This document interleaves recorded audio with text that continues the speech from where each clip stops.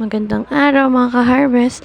So for today's video, samahan niyo ako dahil ako ay maglilipat ngayon ng aking tanim na ampalaya.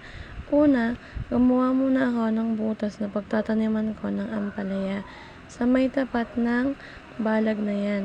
Pangalawa, nilagyan ko ng tagi-isang dakot yung butas na ginawa ko ng compost kasi bago ko itanim yung ampalaya, ihahalo ko siya.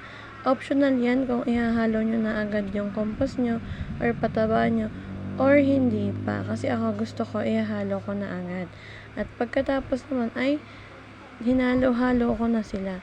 Oo nga pala guys, dahan-dahan sa paglipat kasi baka maputol ang maliliit na ugat na magiging sanhi or magiging dahilan ng mabagal na paglaki ng ating ampalaya. Ayan. So, ganyan.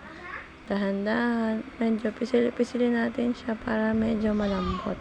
Kasi kapag matigas ang ating ililipat, medyo mapuputol siya. So, ayun nga, magiging dahilan siya ng mabagal na paglaki nito or mabansot siya.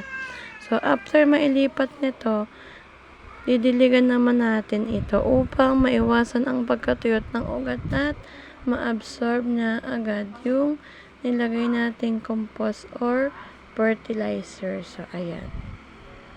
Diligan lang natin.